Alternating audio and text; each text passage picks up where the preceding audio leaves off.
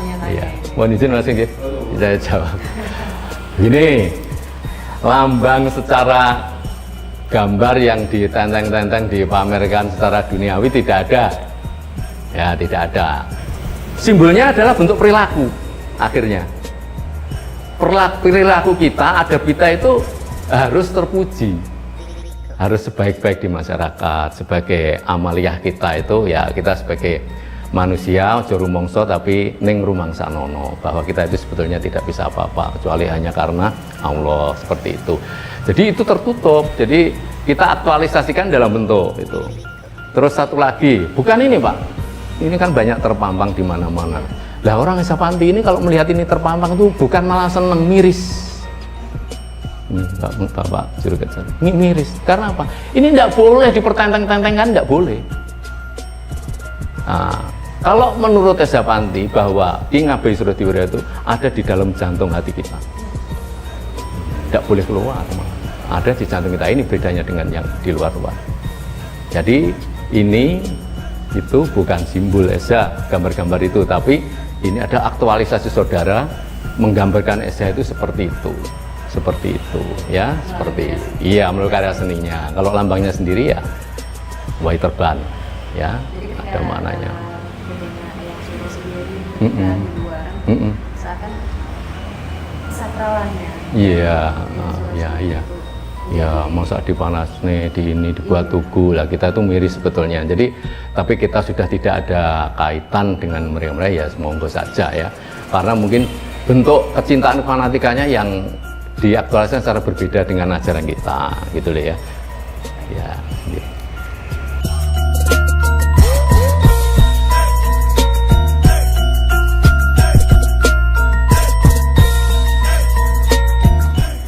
Ada hal yang menarik perhatian saya tentang lambang persaudaraan Setia Hati Trate. Menurut saya merupakan salah satu lambang yang paling artistik. Nah, bisa Bapak jelaskan makna filosofis dari lambang PSHT ini? Iya. Jadi setiap perguruan itu biasanya punya lambang perguruan masing-masing. Termasuk Esa Trate, kita juga punya lambang.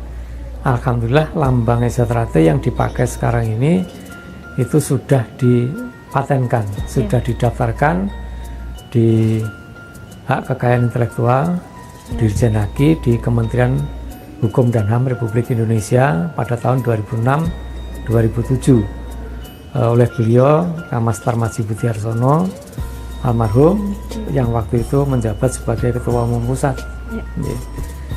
Jadi lambang yang dipatenkan adalah sesuai dengan lambang yang ada sekarang ini, itu mempunyai filosofi, mempunyai makna yang pada intinya menggambarkan apa yang ada di Esa Trate. Yang pertama, lambang Esa Trate ini bentuknya segi empat seperti yang ada di atas, ya, persegi empat, kemudian tepat di tengahnya ada gambar jantung bersinar. Ya. Persegi empat ini menggambarkan atau mempunyai makna bahwa Esa Trate ini kita mengakui ada filosofi, yaitu mata angin, arah mata angin ada utara, barat, selatan, timur. Kemudian jantung bersinar ada di tengah. Ya, ini kalau di istilah Jawa ada istilah kiblat papat limo panjer. Ini yang merupakan salah satu makna di Esa Trate. Nah, kemudian lambang Esa Trate ini dasarnya warna hitam. Mengapa? Karena warna hitam ini warna yang kekal abadi. Menggambarkan bahwa Esa Trate ini, persaudaraan di Esa Trate ini adalah persaudaraan yang kekal abadi. Tidak ada di Esa Trate itu istilahnya setelah menjadi warga lalu kemudian pensiun, itu tidak ada. Jadi tidak ada pensiunan warga Esa Trate, itu tidak ada. Jadi sampai kapanpun, sampai kembali ke liang lahat itu adalah saudara. Nah, kemudian di samping dasarnya warna hitam ada jantung bersinar, di mana jantung bersinar ini di bagian tepinya berwarna merah. Ini mempunyai filosofi bahwa jantung bersinar menggambarkan cinta kasih kepada sesama. Jadi orang Esatrate itu harus mempunyai watak jiwa cinta kasih kepada sesama, menggambarkan rasa simpati kita kepada sesama.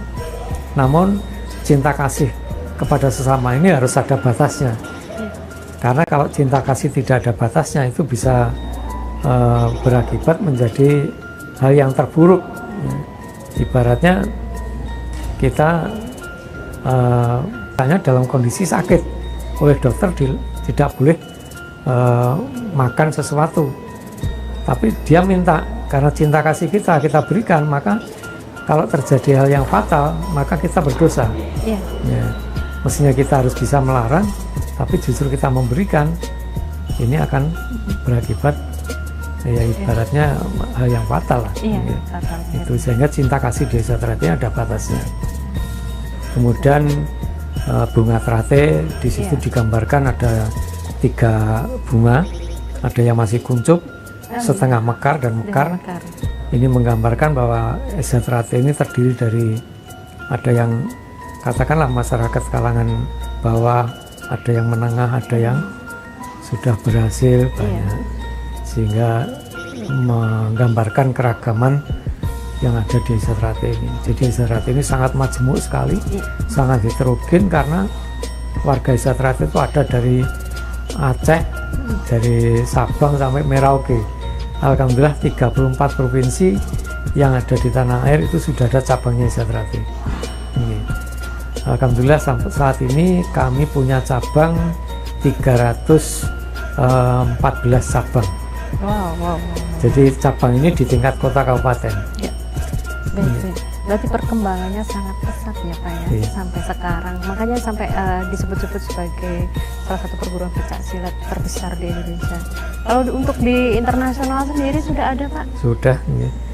Jadi begini Pak, jadi kalau kami kok merasa besar, tidak. Ya kami, ya itulah yang ada di Esatrate. Jadi tentunya perkembangan itu tidak seketika, tidak, tapi melalui satu perjalanan, melalui proses yang cukup panjang sejak tahun 22 sampai sekarang ini. Tentunya peranan pendahulu-pendahulu kami sangat besar sekali, sehingga sekarang ini ibaratnya tinggal melanjutkan saja lah. Alhamdulillah saat ini Esatrate di samping di Indonesia, itu di luar negeri kita sudah punya, kami punya cabang khusus namanya. Kalau di luar negeri itu ada 29 cabang khusus di luar negeri. Gimana aja?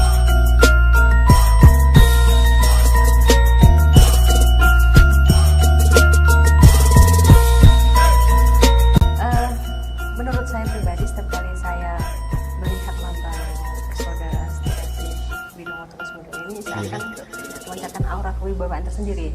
Baik itu. Mungkin bisa Bapak jelaskan tentang makna filosofi dari lambang persaudaraan seperti Winongo Tunas Muda ini.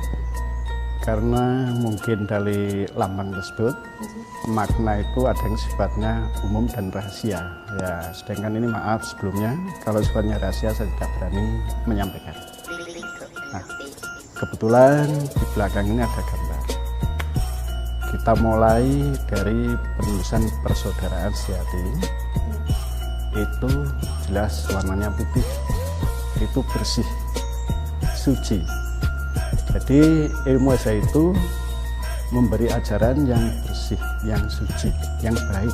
Kita simpulkan makanya persaudaraan sejati. Nah, sedangkan persaudaraan sejati ada Winongo. Karena pada saat itu Eyang itu berdomisili di Winongo, pusat menggembleng secara jasmani maupun rohani. Nah, itu kebetulan namanya Winongo. Makanya umumnya orang itu mengatakan Esa Winongo. Sebenarnya Esa itu hanya satu, persaudaraan setia hati. Pada saat itu seperti itu. Nah, karena seorang itu tahunya itu temannya di Winongo, akhirnya nama daerahnya ikut serta seperti itu. Jadi persaudaraan sejati Winongo Tunas Muda ini mengajarkan secara jasmani maupun rohani. Nah, ini tak luput dari ajaran beliau. Tapi kita sampaikan dengan apa yang telah beliau berikan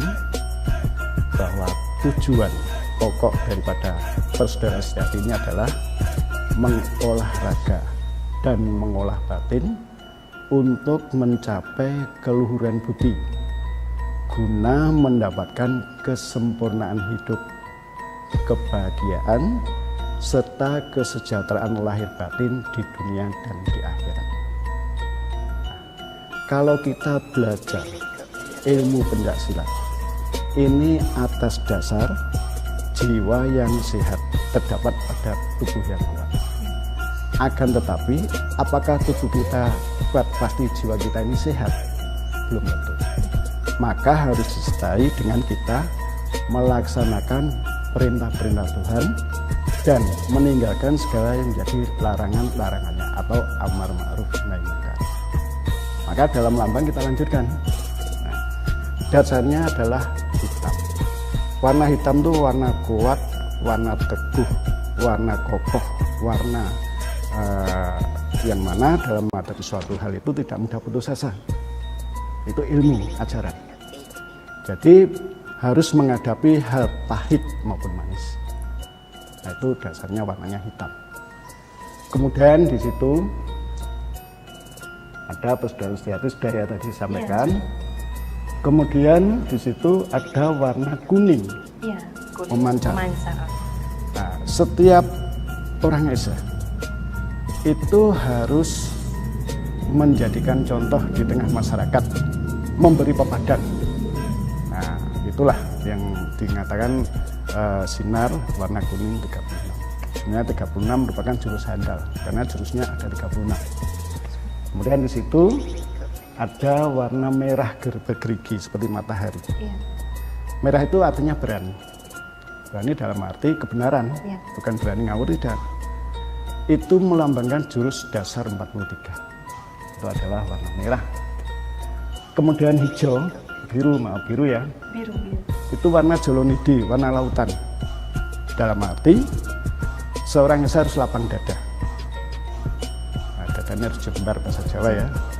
Lapang dada dalam menghadapi apapun. Nah, kemudian di situ singkat ya ini. Ada beberapa persenjataan. Termasuk di situ ada kerambik, keris, kemudian trisula, toyak panjang. Itu dulu sewaktu zaman kerajaan itu adalah merupakan persenjataan seorang ksatria, prajurit. Nah, itu disimbolkan dalam hal itu. Dan apakah senjata-senjata yang tertera di situ? Itu nasional. Contohnya kerambik. Kerambik itu berasal dari Jawa Barat ada, Sumatera Barat juga ada. Nah, itu. Tapi senjata-senjatanya di situ menjadi senjata khas dari Esa, dari Esa. Dari Esa. Dari Esa. Kemudian di situ ada burung, semacam walet. Itu sebenarnya turunnya wahyu kepada yang menciptakan Esa, yaitu Eyang Kinabi Srediri. Seperti itu, secara singkat. Nah, kemudian yang lain memang itu mensanain korporisano amar ma'ruf nahi munkar. Anu 1903 tadi sudah saya sampaikan, berdirinya memang tahun 1903. Seperti itu.